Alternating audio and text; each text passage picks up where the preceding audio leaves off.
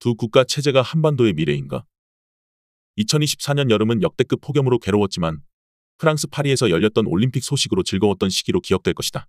파리 올림픽은 100년 만에 같은 장소에서 열린다는 점에서 기대가 컸다. 그러나 개막식 행사부터 준비 미흡 그리고 알량한 프랑스의 오만이 노출되면서 파리 올림픽은 실망감으로 시작됐다. 대한민국 선수단은 1976년 몬트리올 올림픽 이후 규모가 가장 작았고 금메달 목표도 5개 정도여서 국민적 관심을 받지 못했다. 그러나 대회 첫날부터 우리 선수들이 깔끔한 매너와 월등한 기량을 과시하면서 올림픽 열기는 금세 뜨거워졌다. 결국 금메달 13개를 포함해 메달 32개를 획득하는 빛나는 성과를 거뒀다.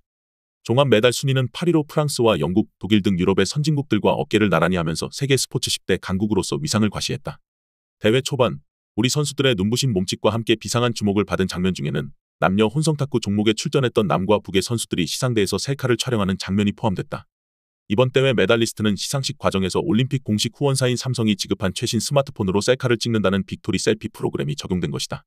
남쪽 임종훈 선수가 자신의 스마트폰으로 촬영을 시도했고 중국 선수는 물론 북한 선수들도 밝게 웃으며 촬영을 마쳐서 올림픽의 아름다운 장면으로 꼽혔다. 그러나 이 장면은 해피엔딩으로 끝나지 않았다. 삼성은 모든 선수들에게 스마트폰을 지급했지만 유엔 안보리 대북 경제 제재로 북한 선수에게 스마트폰 전달은 금지사항이었던 것이다. 특히 한국 정부는 제재 위반이라는 점을 올림픽위원회에 설명하는 역할을 담당해서 비극의 주역이 됐다.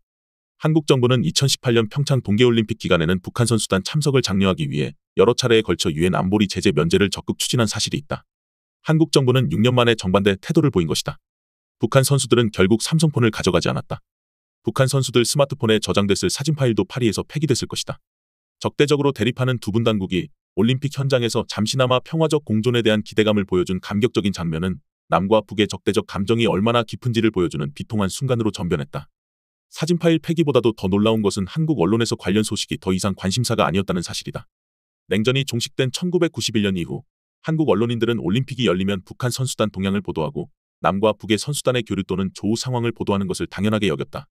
지난 2000년 시드니 올림픽 개막식에서 남과 북은 하나의 깃발을 휘날리며 공동 입장을 해서 올림픽 역사상 가장 감동적인 순간을 만들어낸 적도 있다. 그러나 24년이 지난 파리 올림픽에서는 함께 찍은 사진조차 공유할 수 없고 우리 국민들도 더 이상 관심을 보이지 않는 지경에 이른 것이다.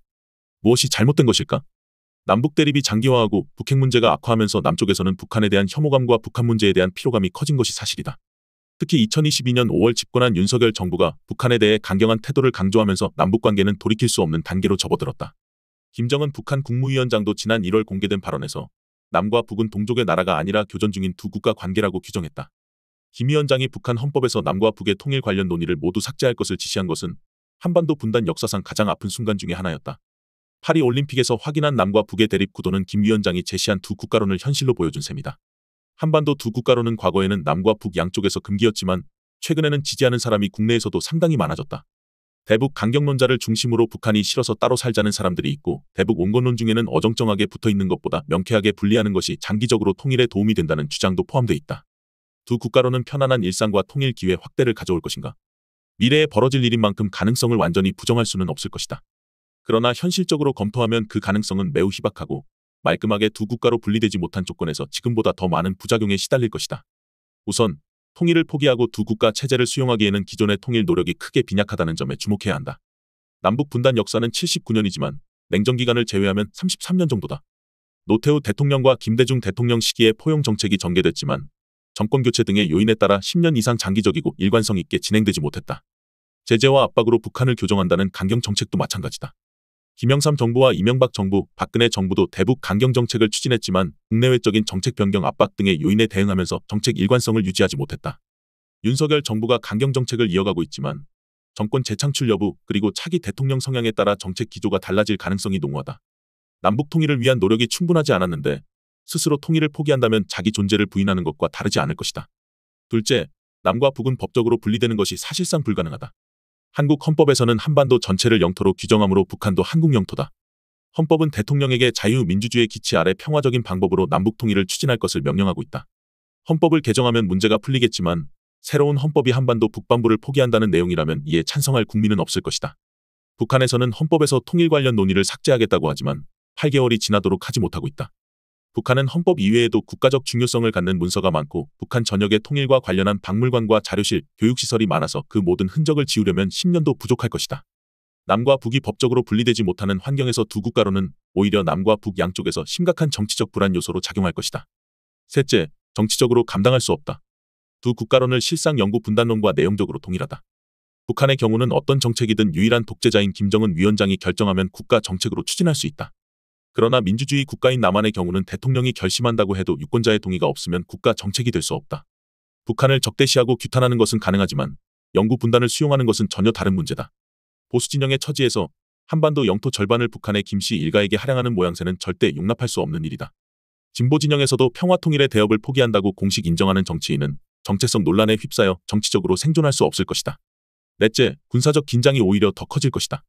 남과 북의 국력 격차가 2023년 수치로 약 80대 1이라는 점이 중요하다. 남한의 명목 개인소득이 4만 달러 정도인데 북한은 1000달러 정도로 약 40배고 인구 차이는 2배다. 김정은 위원장 처지에서 본다면 앞으로 30년 이내에 남한을 경제적으로 추월할 수 없기 때문에 빈약한 권력 정당성을 보완하기 위해 군사적 도발에 의지하는 것은 피할 수 없는 전략이 된다. 다섯째, 남과 북의 영구 분단은 국제적인 지지를 받을 것이고 다시는 통일을 기대할 수 없는 장애물을 형성할 것이다. 한반도를 둘러싼 어느 나라도 남과 북의 통일을 환영하지 않는다. 남북 통일이 가져올 수 있는 국가관계 재편과 국제질서 재조정이 나라마다 유리한지 불리한지 알 수 없기 때문이다. 남과 북이 스스로 두 국가론을 추진한다면 모든 주변국은 쌍수를 들어 적극 동조할 것이다. 두 국가론이 부적절하다면 우리 과제는 명확하다. 힘들고 괴로워도 대화와 협상을 통해 북한을 설득해서 평화적 통일을 위한 노력을 전개하는 것이다. 민족 공동체 통일 방안에 따라 1단계 남과 북의 화해와 협력을 제도화하는 노력을 적극 추진해야 한다. 국력이 남한의 80분의 1에 불과한 북한 처지에서는 남한에 강경하게 대항하는 자세를 버리기는 어려울 것이다. 반대로 남한의 적극적인 대북 관여 정책은 당연하고 효과적인 정책 방향이다. 대북 강경일변도 정책은 당장 보수 진영을 결속하는 데는 좋겠지만 결국 북한의 버릇을 고칠 수 없고 한반도 긴장은 고조되고 남북 통일은 멀어지는 옵션이다. 오히려 남과 북의 대화와 교류를 권장함으로써 올림픽에서 만난 남과 북의 선수들이 반갑게 셀카를 찍고 집으로 돌아가서 친구들에게 보여주고 자랑할 수 있는 분위기를 만드는 것이 모두에게, 특히 우리에게 유리한 방법이다. 통일에 도움이 되는 정책은 국내 정치 차원에서 보수 진영은 영토 완정이라는 차원에서 긍정적이고 진보 진영에서도 평화기지 확산 차원에서 반대할 이유가 없다.